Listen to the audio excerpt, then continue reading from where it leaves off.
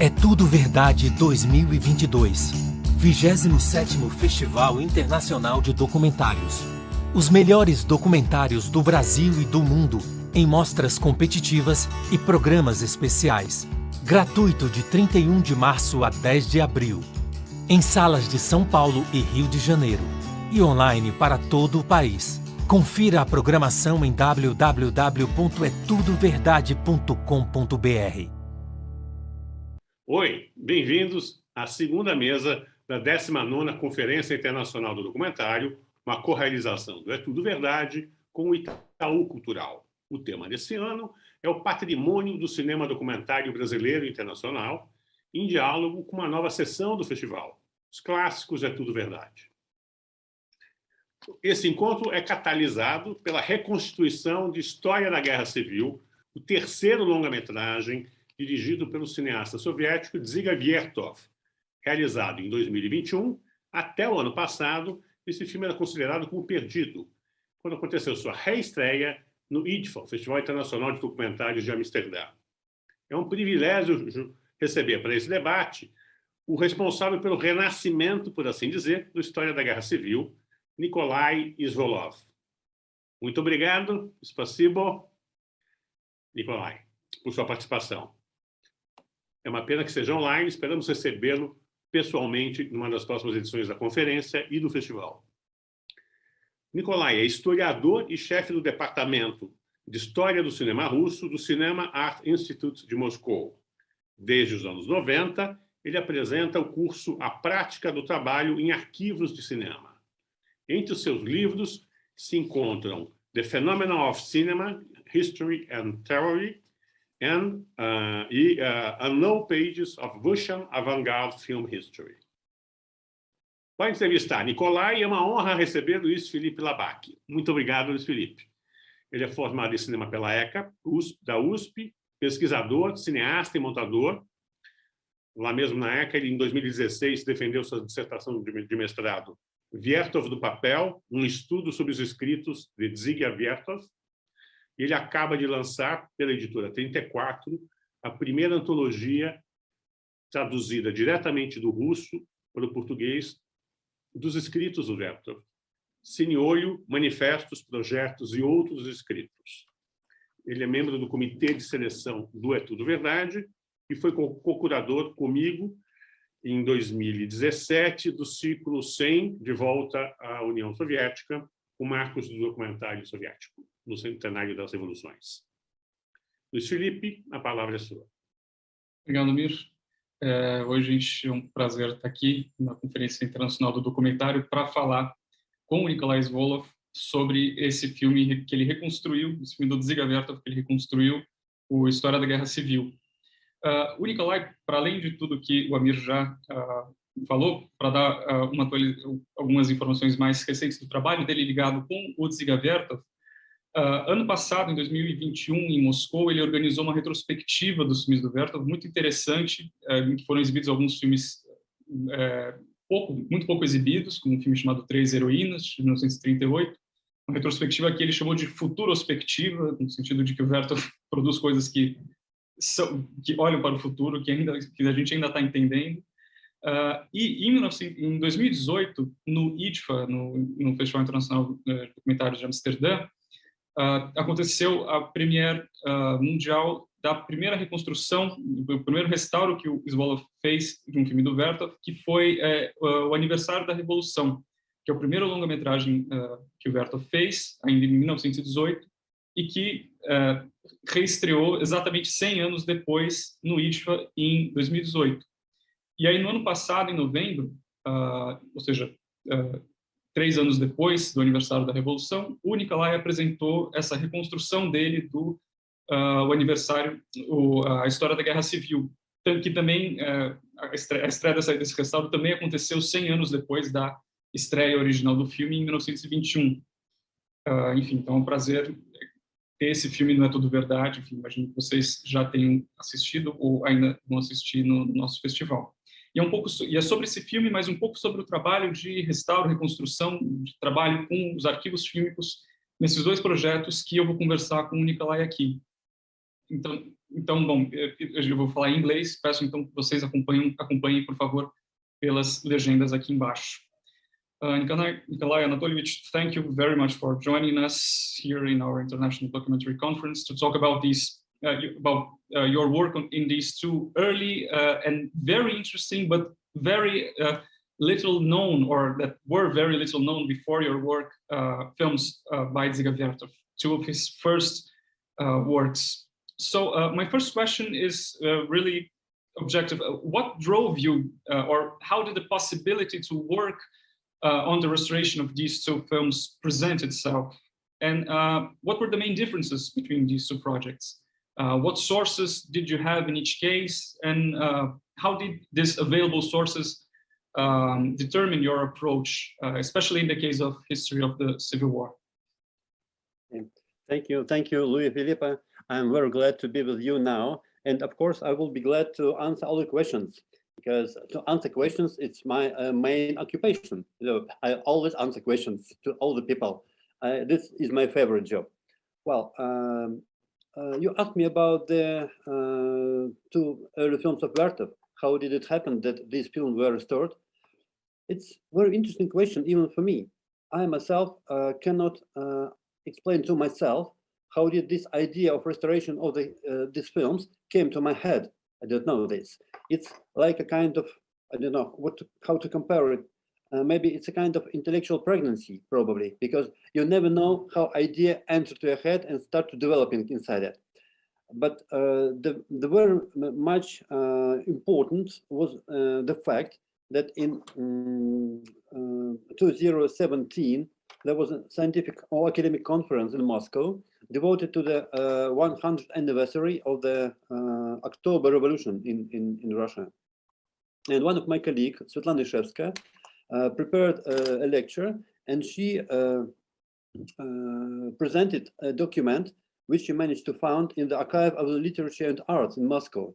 It was the complete list of intertitles of the first film of Dziga Viértov, which was called The Anniversary of the Revolution. It was made in 1918. And while I was watching this document, I've understood that many of these intertitles of these subscriptions are already known for me. I've already met them when I was working at the Archive of the Documentary Films in Moscow. And the initial idea was to go to the archive, taking this list of the intertitles, and to look through all the documentary footage shot in 1917 and 1918, and to collect all the sequences which are equal to this list of these intertitles. And I did this. Fortunately, most of them, of these sequences, of these episodes, were collected and put together. It was like a miracle, you know, when you just take some different pieces of the films, of different films in hand, then you put them together and the film appears. It's very seldom happens, and it was very unusual and very strange feeling. And even now, when I remember this, I feel something, I'm like trembling, you know, it's like a miracle. Mm-hmm. And to be a witness of a miracle, it's of course, it's very pleasant, and one of the maybe mostly pleasant events in your life. So the next idea was to restore the next film of Dziga Viértov, which was also considered to be lost, which was called The History of the Civil War. It was a film made in 1921, especially for the third Congress of the International Communist, I'll say in English, Communist International.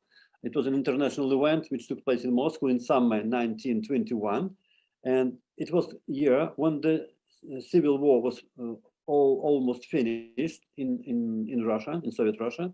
And Viértov, especially for this event, made a film about the history of the Civil War. The difference with the previous film was the following. The anniversary of the revolution, it was very important for the propaganda purposes. So the film was made in the many prints and spread on all the country.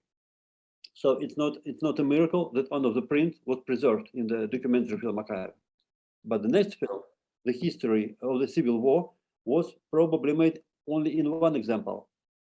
because it was not distributed in Russia. It was maybe shown only in time of the Congress in Moscow, and after that it was put to the archive or somewhere else, because documentary films very easily and very quickly lost their importance, because the new events comes and they replace the old events. So people always waiting for the news, and they never see the old documentary films, unfortunately. That's why the documentary films usually become the source for the next documentary films. They are cut it to some sequences, and these sequences from the old films usually are included to the new films. That's the usual portion of the documentary cinema, unfortunately. And this happened with this film too. So for many years, film historians, they knew that the film existed in 1921, but they had no documents about the content of the film, and they didn't know how to trace the fortune of the film.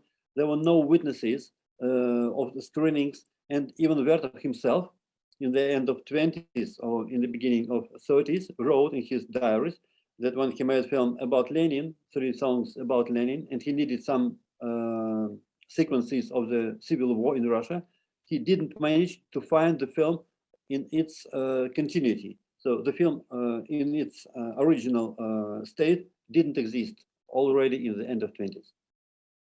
So my task was to find some documents which are reliable for this restoration, some written sources, put them together, understand which are right and which are wrong, to prepare the total list of the episodes, and then find out these episodes in the archive and put them together.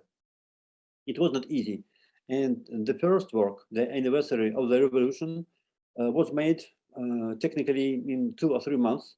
It was not technically difficult.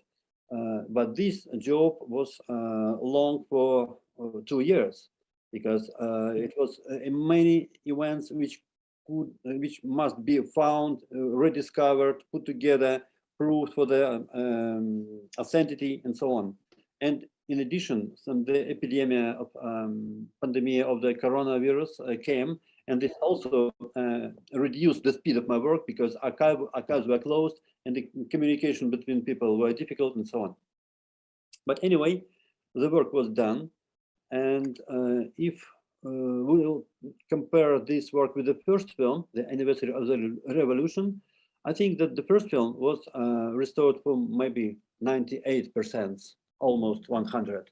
But as for this film, I'm not sure that it was absolutely the same, and probably the film is restored for 90%. Some episodes where I did not found, some episodes I could not reduce because I didn't know how Viértov could edit them, to which episodes he could cut out. And I'm like a doctor. I don't want to put a third hand to the patient. So I was trying to preserve the body of the film in its original state, and I didn't put any author's work of mine into this. Probably this work is not the same as Viértov did, but you know, I think that it's very important to keep in mind that Viértov himself, that time, was not too much precise to the editing of the film.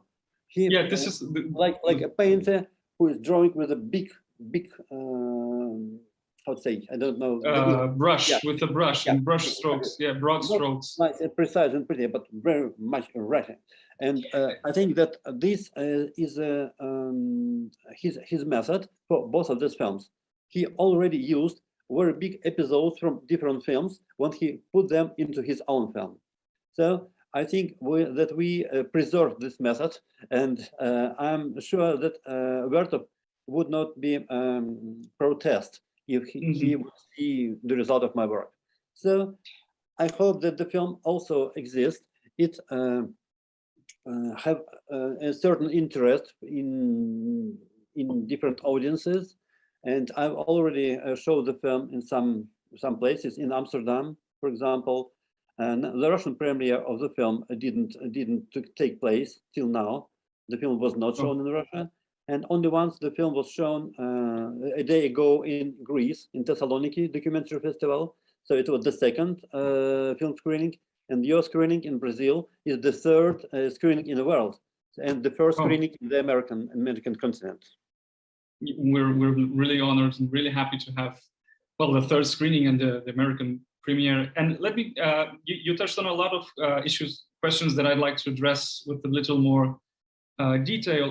Could you tell us a little bit about the circumstances in which that film was made? Because first, I know Viértov himself wrote that this film was made in a very rushed manner. I mean, he considered the first parts of the film to be way better edited than the last parts. If I'm not wrong, he considered that the part on the White Terror was the best one in the film, and that the last ones were relatively poorly edited or not as interesting. But I'd like to hear from you if you could explain who was Viértov at that time, because we're not talking about that Dziga Viértov that most people know, for example, from the Kinopravda newsreel series, or films like Kinoglas or Six of the World, The Man with the Movie Camera. He was still, I mean, he had already a few years of experience in cinema, but he was working on different circumstances. Maybe if you could explain to us a little bit who he was and how he did, how he ended up making this film. Okay, thank you, Luis Felipe, for this question. Of course, it's very important to understand the context of Dziga Viértov's work and who he was at that time, and who could help him, and how the work was done. Well, the first film he made, The Anniversary of the Revolution, was made after he was a film editor only for 4 months. He was a 20 years old young man, and he has experience of only 4 months editing some films, including some intertitles and so on. But the Civil War already started in 1918, and there was no film directors in Moscow at the time. So it's not a miracle that 20 years young man who had just a very small experience got a job to make the mostly important propaganda film for the Soviet power, for the new Soviet power. All the Russian and Soviet film directors of the time were very young people, and Eisenstein and Pudovkin and Kuleshov, they all were about 20, 21 years old when they started their cinematic career. And the Viértov was also very young. But for the second film, The History of the Civil War, it was made already 3 years later in 1921, and Viértov was already a very experienced person. He made a lot of newsreels. He made some experimental films in 1919. He himself presented in the front line of the Civil War, and he made some films as a director, and he included them into this film. So he was not a youngster. He was not a new person in cinema. He was a very experienced director and a propagandist, and a person who distributed films during the Civil War in special propaganda trains, traveling along the front line. So it was a risky operation, and many times he had the possibility to be wounded or even killed, because the front line was everywhere. And he was a real person who visited the Civil War. And this film is made by a witness. He was a witness of this event. Of course, he could not visit all the places of the Civil War, because the front line was huge. It is very long, many thousands of kilometers. You know that the Russian Empire and Soviet Russia and modern Russia is a huge country. And of course, Dziga Viértov could visit only places on the European part of the Russia, before Ural Mountains. He didn't go to Siberia and Far East. But even this place was very important for the world history, and mostly important events of the Civil War took place even, especially in the European part of Russia. So Viértov himself visited many places, especially in the south of Russia, in Ukraine, and so on. And he was the person who directed these shootings. So if the first film was made mostly by operators, the cameramen, who bring the footage to Moscow, and Viértov edited it, in this case, he was together with cameraman, presented at the front line, and he directed them. He explained them what to shoot, how to shoot, and what objects are mainly important for the film. So we can see the Viértov's artistic and personal presence at the film. We can feel his spirit. And Viértov himself told later that this film, the history of the Civil War, was last step before his famous experience, which was called Kino Pravda. It was the last step, and his experience, which he obtained while making the film, he later used making his experimental Kino Pravdas, because all these Kino Pravdas were different. They didn't repeat each other in style, in manner, in editing manner. And I think that Viértov was right, because if we will divide this film to different parts, we can see how Viértov's manner changed from one event to another one. So I suppose that the film will be very important, not only for the historians, for the people who study world history, but also for those who study the creative career of Dziga Viértov, how his manner was changed. And I hope that the film will give us a lot of material to understand this problem. Yes, and this is very interesting. It's a very interesting feature of this film that you discussed, that it's kind of a mix between archival footage and footage that Viértov himself shot. It's a very, it's not unusual. It was not unusual, for example, even in the Kino Pravda series, for Viértov to include materials that had been previously shot and mix them with materials that he and his team was shooting. So it's a very interesting dialogue. But something that I would like to ask you is if there are any documents or some documents that show how the political discourse in this film was actually structured. Because I mean, this was film that was commissioned to Viértov to present in the Congress of the International Communists. So I would like to know if there is something that shows, you know, what was Viértov's given task? I mean, did he have to show, I don't know, this and that, or was it the material that was available at the time and that he himself had shot or had already compiled that determined and organized the film? For example, I know Viértov included, I think, maybe the whole of a short film he had made about the process of Philippe Mironov, which is included in the film. But how is this, the narrative, the historical narrative that we see, is it a result more of the available footage, or was it something that was negotiated on, or that Viértov had to present in order for the film to be shown? Yeah, I understand. It's a very important question, because, you know, this film was made in a very short amount of time, like his previous film. If the first film was made in 10 days, I think this film was made in 13, or maybe in 2 weeks. It was very difficult from the idea of to make a film, to collect some footage and to edit it in time. It was very, very difficult. And of course, I think it was just obvious that Dziga Viértov had to use the footage which he could easily take in his hand at the time. Not only his own films, but all the films which were made in the period of the Civil War. Of course, many events were didn't shot, so he could not include them in this film. That's why there are no events on the northern fronts of Russia, which, you know, the northern part of Russia was occupied by British and American troops and so on, and the French troops and Romanian were in the south, and Japanese troops were in the far east, and other. That it was not only the war between whites and reds. So whites were for the Tsarists and reds were communists.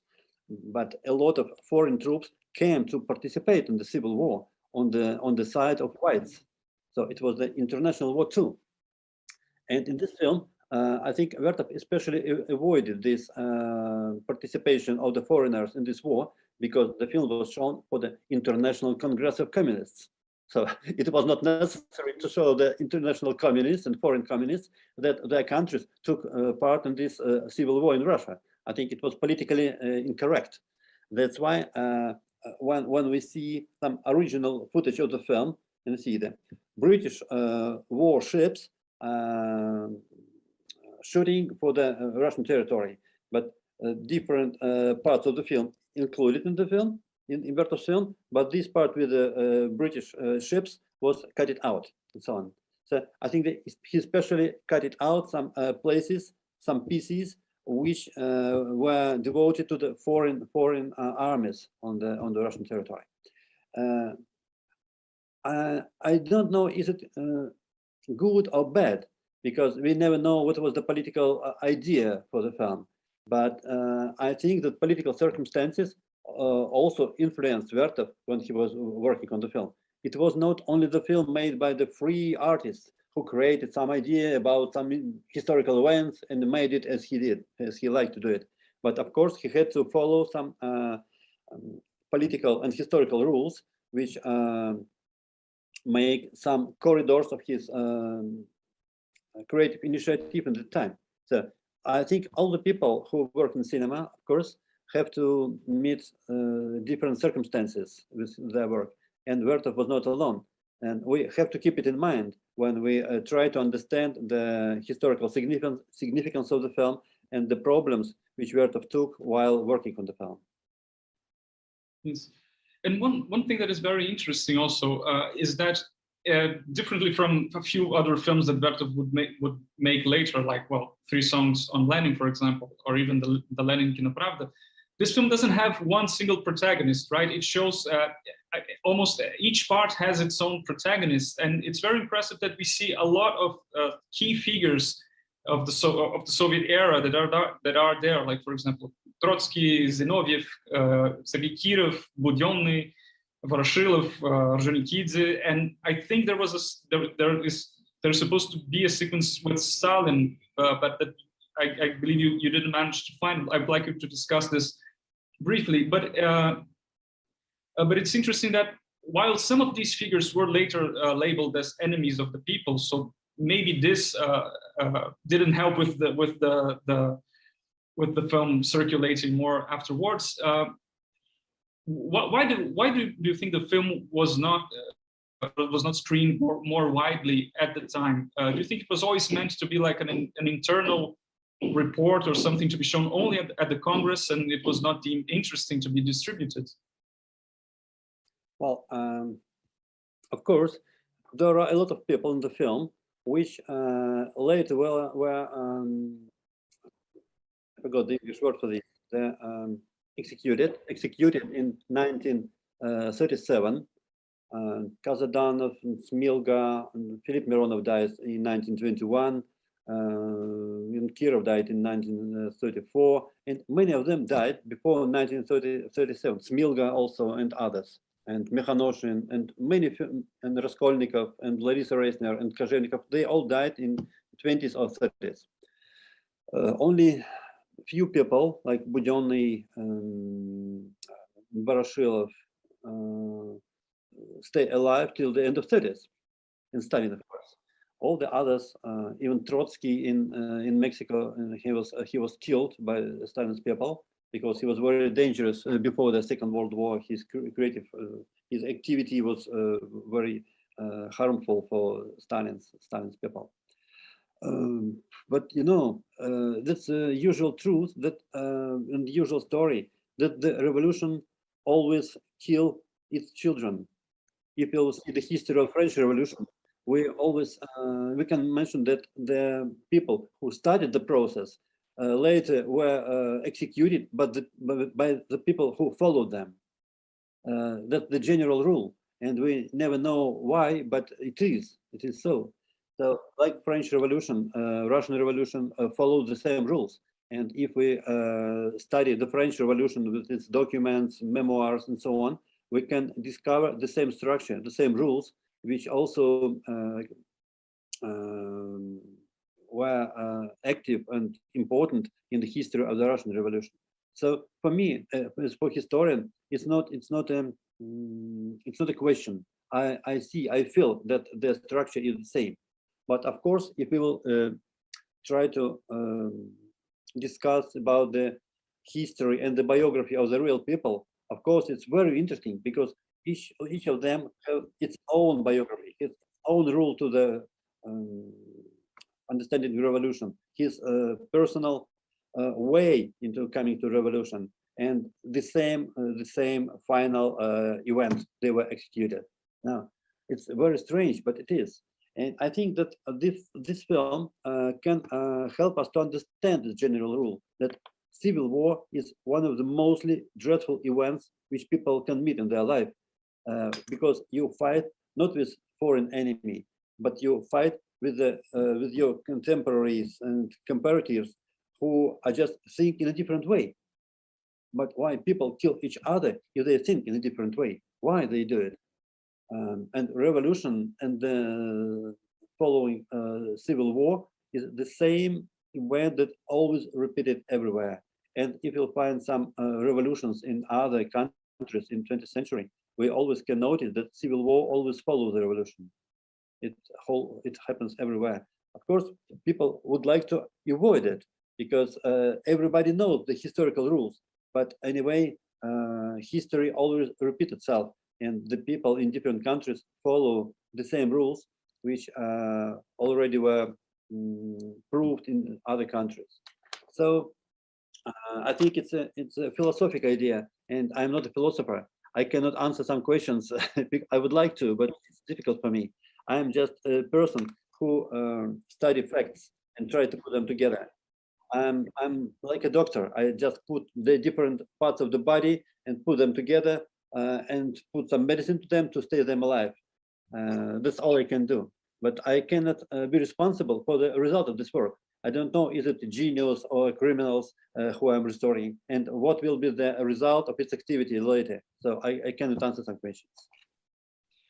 But about the sequence with Stalin, Viértov claimed that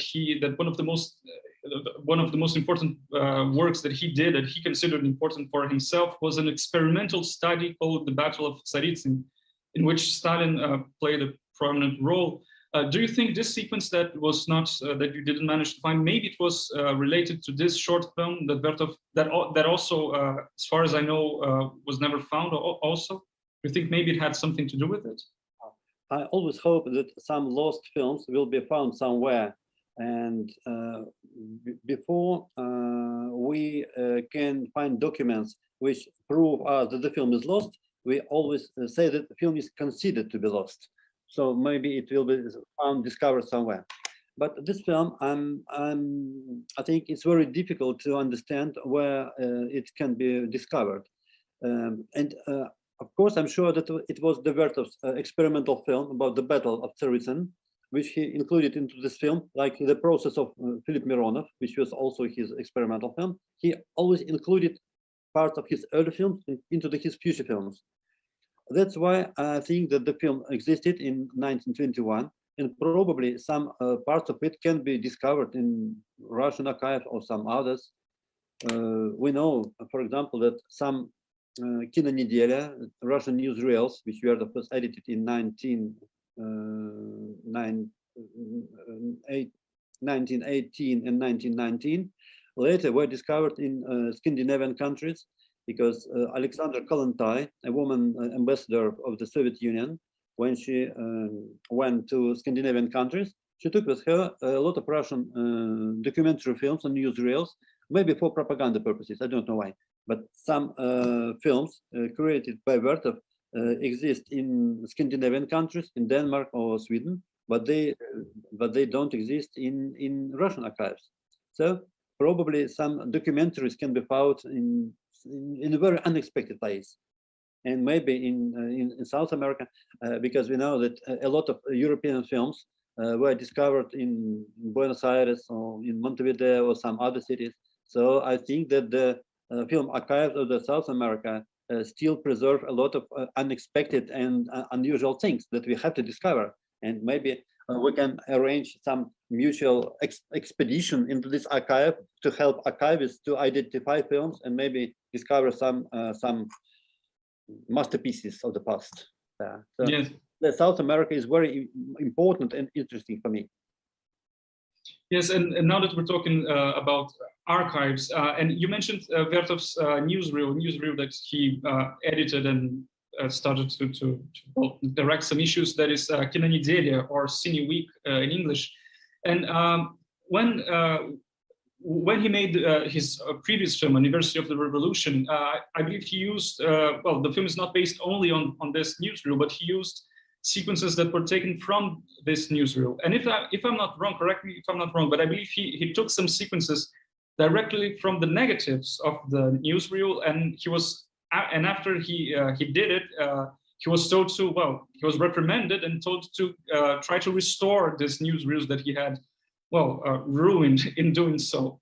And so what I'd like to ask you, if in this film, even though it was made in the history of the Civil War, even though it was made in a very rushed fashion, do you think there was a change in the way that Viértov approached the archival materials? I mean, was he a little bit more conscious on how to work with newsreel footage without ruining the originals, the negatives? Or we cannot say that? Well, it's difficult to answer your question. Yes, we know that Viértov, he was not an archivist. He was a film director. So if he needed some footage, he just cut it out and included some sequences from one film to another one. And in the spring 1919, Vladimir Gardin, who was the chief of the film committee at the time, he discovered that all the footage apparently disordered, and he insisted Viértov himself to restore them in that time. And Viértov did it. Since now I'm not sure that he was very precise in his restoration, and I compared different prints from different archives, and I see some difference in them. But of course, this work was done, and some films were restored on positive prints, some were restored on the base of negatives, some were duped and put some duped negative to another, and so on. It was a mixture of different materials. And I think that Viértov always, how to say, he was not a person who had to preserve all his former films in their original way. He was very easily in mind when he just cut it out some sequences and put to another films. He did it all his life. And if we'll see his films like Sixth Part of the World or Forward Soviet, we can discover some sequences from his previous film. And for me, it was a very important note, because some lost sequences of this film I found in his late films. Mm-hmm. funny to confess, but it is. And some sequences were found in Forward Soviet, some in other films, and I put them back to his early films. And when Viértov himself wrote that his film was not preserved in original way, maybe it was his own fault. Yeah, his own fault. He was guilty because this film was not preserved in its original way. But he was very much surprised because he never thought about it. He was just an artist who was flying somewhere in clouds, but he would never pay attention to the preservation of the material result of his work. Well, talking about now about people who were concerned about the preservation of materials, I guess, you mentioned that one of the sources that you used, one of the documents that you used in the reconstruction process of history of the Civil War was a description of the film, I guess, that was in the archive of Grigory Boltyansky, who is a very little known figure in the West, but he's a very interesting man. He played a central role, an important role in the early days of Soviet film, especially in the way he was concerned with preserving newsreel footage and trying to ensure that these materials would survive and would be important for further studies in the future, in a way that maybe Isfir Shrubel in later years also advocated for the use of archival materials. So I'd like to ask you, was Boltyansky somehow involved in the making of this film? Well, maybe he could have some influence. I'd like you to discuss a little bit how was this idea of film preservation discussed in the Soviet Union in the 1920s, in the early 1920s, and in later years? Well, I think that the idea of film preservation in 1920s didn't discuss in Russia at all, in Soviet Russia at all, because the first film archive which is now exists, the Russian State Film Archives of film and photo documents in Krasnogorsk near Moscow. It was the first state film archive in the world, I suppose, which was organized in 1926. It was just a small department of the Museum of the October Revolution. It was the department of the material witnesses, like photographs, films, and so on. And the workers of this museum of the October Revolution, they collected different photographs and documentary films. And when collection started to grow bigger and bigger, it was separated to a special archive of film and photo documents. And of course, if the films were shot 6 or 8 or 10 years earlier, there was sometimes no chance that they had to preserve, because if nobody taking care for the film preservation, the film usually are lost. That's the usual rule for all the countries. And it's fortunate that in 1920s, some documentary films, some chronicle films started to be arranged by state film archives. Now that's why all the films were preserved till nowadays, even if there are some enemies of the people like Trotsky and others. The film, if the film was put into the state archive, never was damaged, never was destroyed, and so on. It was always preserved.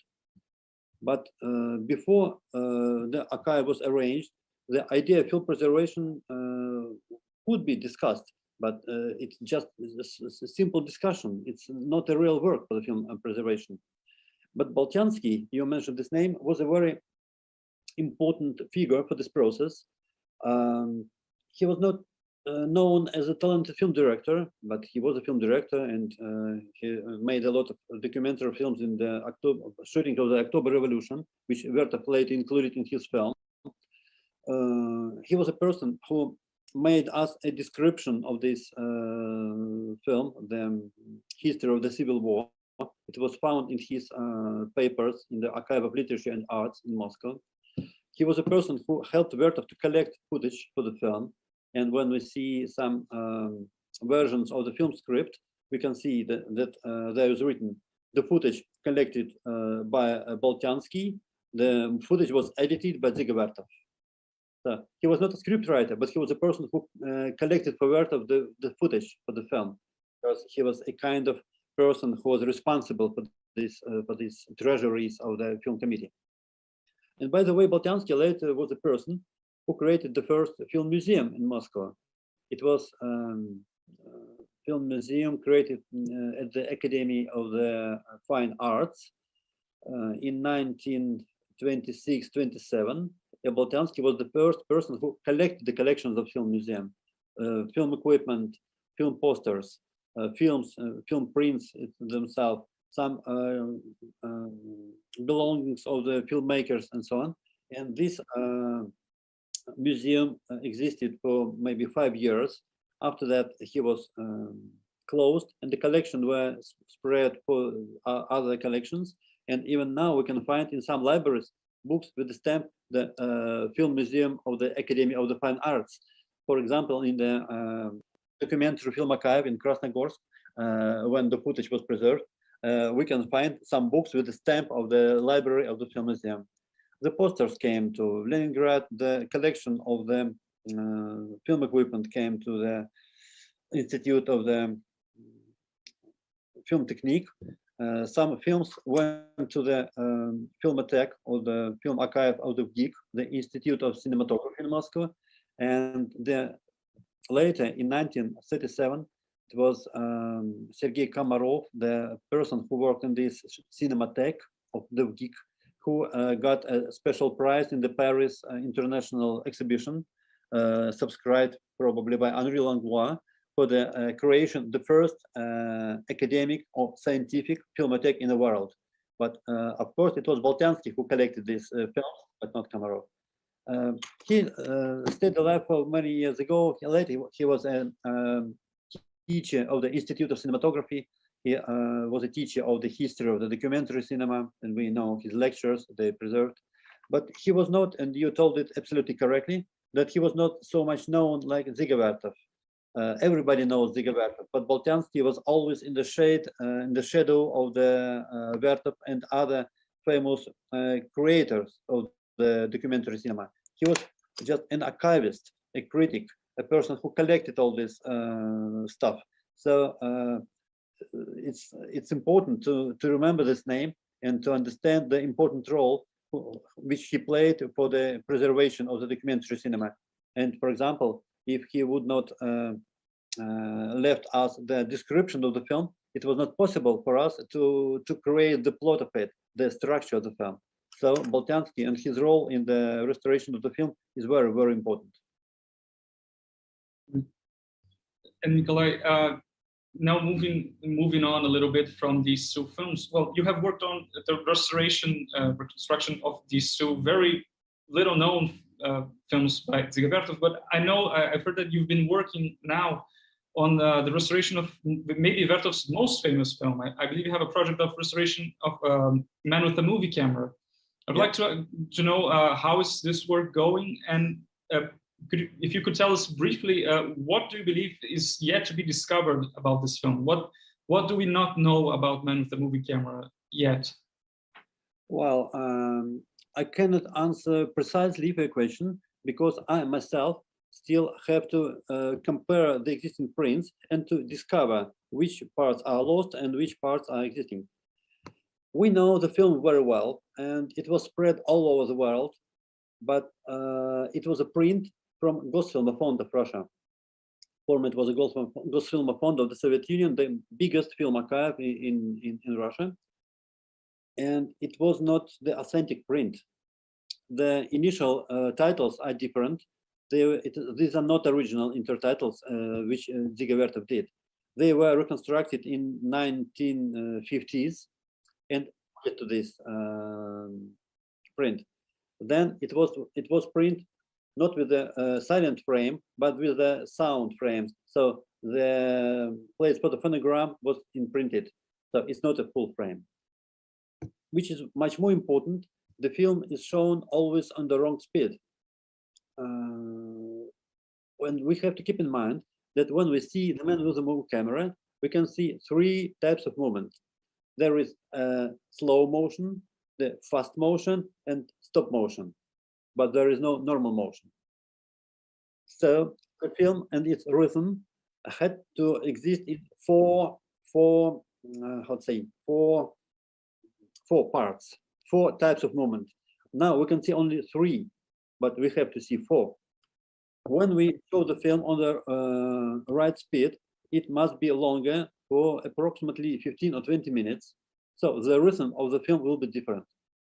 And if we will see the final part of the film, which is very fast editing, we have to understand that if we slowly reduce the speed, we can see much more details, and the film becomes much richer than we can imagine.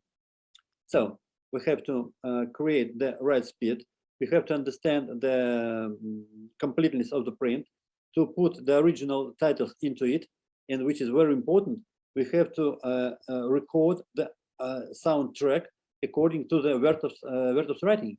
He left us his idea about the musical accompaniment, and all the existing film restorations of the Man with the Movie Camera don't follow it. So we have to restore titles, speed, rhythm, music, and all the animation pieces of the film, which he put into the beginning, in the end of each reel, because the film was made without words. He put numbers. This number of each reel was rising up in the beginning and falling down in the end of this reel. We know, of course, the reconstruction made in Netherlands Film Institute in Amsterdam. It was shown and released on DVD and Blu-ray discs all over the world, but the speed is different. The initial titles are absent, and the music, the wonderful music recorded by probably Michael Nyman, I don't know. And maybe the Alloy Orchestra, also. Or maybe Alloy Orchestra, I don't remember exactly. I don't have the disc in my hand now, so I can be mistaken. But it's a very good music. I like it very much, but it's not the music and the rhythm which Dziga Viértov needed for his film. He was a very musical person, and the rhythm was very important for him. He didn't even insisted on some certain melodies for the film, but he insisted on the rhythm. Like, by the way, Sergei Eisenstein did for his film The Battleship Potemkin. He insisted on the rhythm, and rhythm. And Viértov also made a film based on different rhythms, visual rhythms. So the sound and musical rhythms had to follow and to support the visual part of the film. And I would like to restore this too.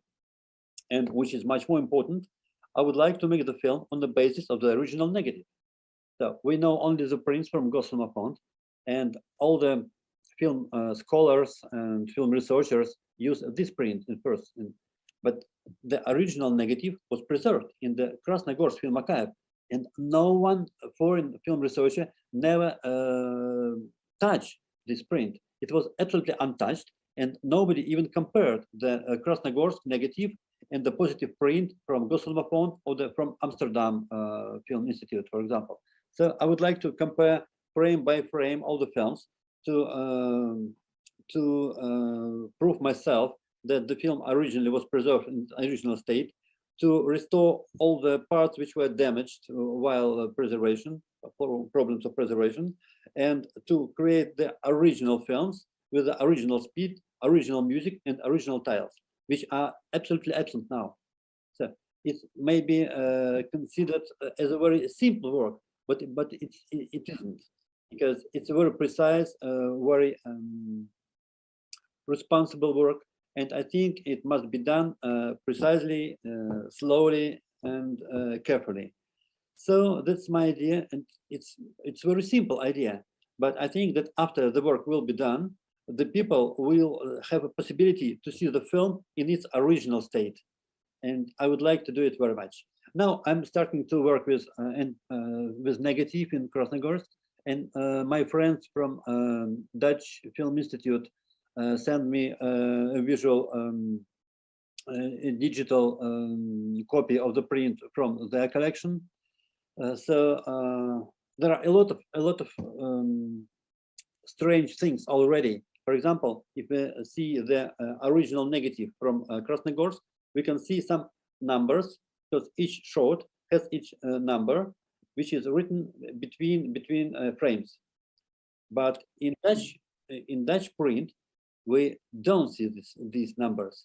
So it means that these positive prints from Amsterdam was not printed from the negative, with different prints, and we have to understand why. It's I have now no explanation for this, but I have to find the explanation and to explain people why it could be happen, and so on. That's only one enigma, but there are a lot of different enigmas in this film, and I hope that when the work will be done, I will write a special article on this, and it of course will be published, and I'll describe all the problems I met while working on this film. Fantastic. It's I'm anxious already to see what will come of your work, to see Man with Movie Camera on a new light, just as we are seeing, of course, history of the Civil War and anniversary of the Revolution. Nikolai, I would like to thank you a lot for this talk. It was very dense, very rich, and well, thank you once more for your fantastic work on bringing back this, as you mentioned, this first phase of Viértov's work, which was virtually unknown. And in history of the Civil War, we can see, as you said, maybe the last step before Viértov started making his most famous works, like Pravda. So well, I'd like to thank you very much for joining us today for this wonderful talk. Thank you, Luis Felipe. Thank you for the invitation. It was very interesting for me to speak to you, and I hope that this discussion will help somebody, some people who will see the Viértov films, find some answers for their questions.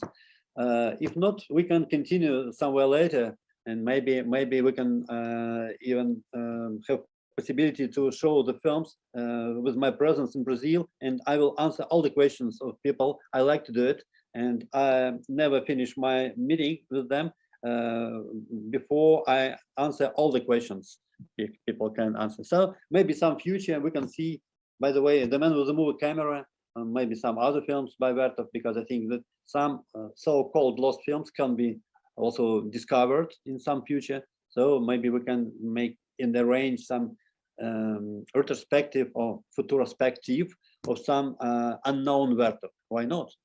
Maybe we can create it somewhere in the future. Sure, it's a great plan for the future. It would be fantastic to have you come here to Brazil in the future for a future perspective. Mm-hmm. Thank you, Luis Felipe. Thank you, friends. Thank you, spectators. Thank everybody. Thank you.